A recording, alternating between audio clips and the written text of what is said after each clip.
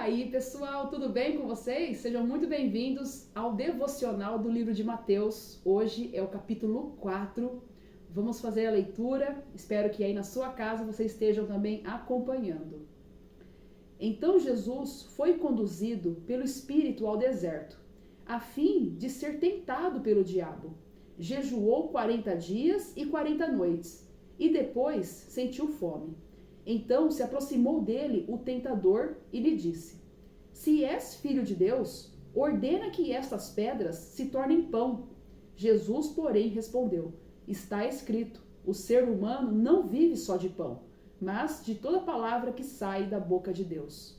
Então o diabo levou Jesus à cidade santa, colocou-o no ponto mais alto do templo e lhe disse: Se és filho de Deus, atira-te para baixo, pois está escrito: Ele dará ordens a seus anjos a teu respeito, e eles te levarão nas mãos, para que teu pé não tropece em nenhuma pedra. Jesus lhe respondeu: Também está escrito: Não tente ao Senhor seu Deus. De novo, o diabo levou Jesus a um monte muito alto e lhe mostrou todos os reinos do mundo e a grandiosidade deles. Disse-lhe: Tudo isso eu te darei, se de joelhos me adorares. Então Jesus lhe disse: Vá embora, Satanás, pois está escrito: Adore o Senhor seu Deus, e somente a ele preste culto.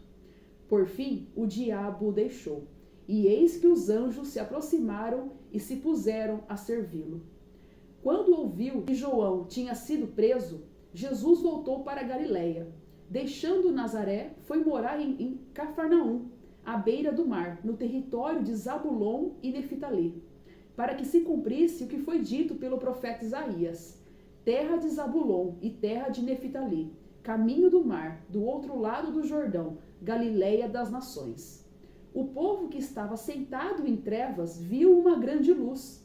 A luz se levantou para que os que estavam assentados na região sombria da morte. A partir daí, Jesus começou a pregar e a dizer: Arrependam-se, porque o reino de Deus está próximo. Andando à beira do mar da Galileia, Jesus viu dois irmãos, Simão, chamado Pedro, e seu irmão André. Estavam lançando a rede no lago, pois eram pescadores.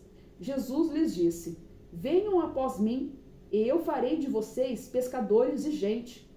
Imediatamente, abandonando as redes, eles o seguiram.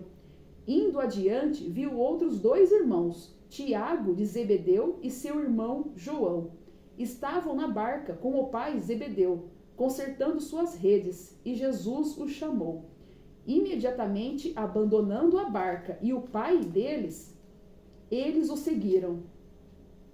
Jesus percorria toda a Galileia, ensinando nas sinagogas deles, pregando o evangelho do reino e curando toda doença e enfermidade do povo.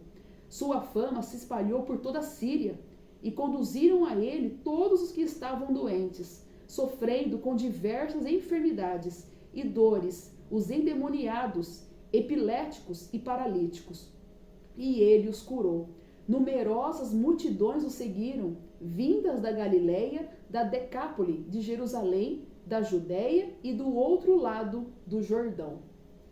Aqui nós podemos ver já alguns sinais da ação de Jesus Cristo.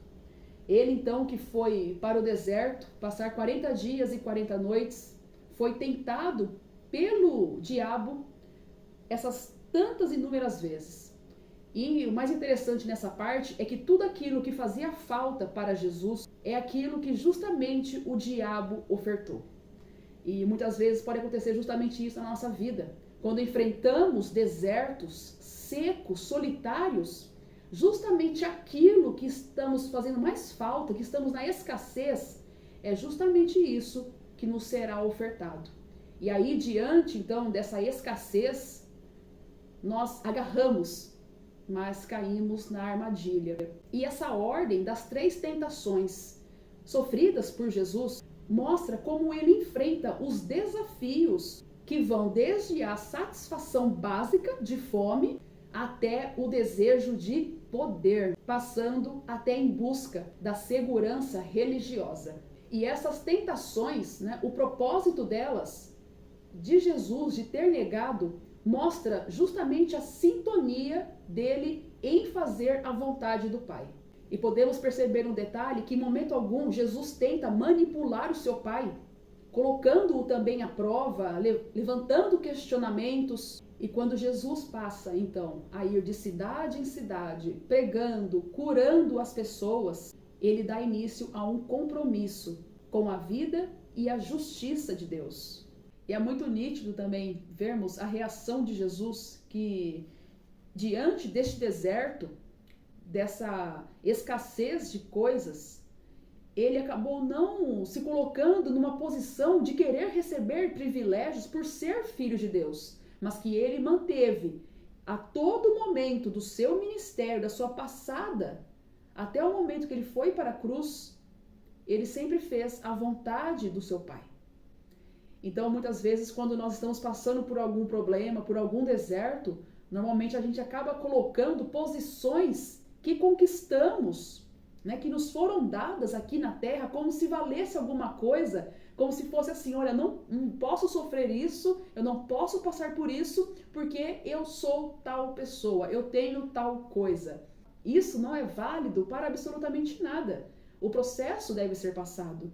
O deserto deve ser sofrido por cada um de nós. Mas é claro que aqui o deserto, assim como Jesus, não é um lugar de morada, mas sim um lugar de passagem, para que a gente sofra este processo de lapidação, este processo de que nós estamos nos preparando para algo maior, assim como Cristo passou por esses dias, por essas tentações. Cristo, na verdade, estava se preparando para aquilo que estaria por vir, desde suas pregações, desde os seus ensinos, as curas, até sofrer tudo aquilo que ele sofreu, que mais tarde nós veremos aqui.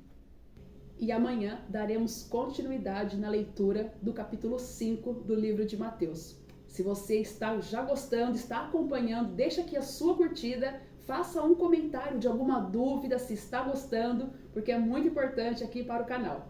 Te vejo amanhã, se Deus quiser, e que Deus nos abençoe. Até mais!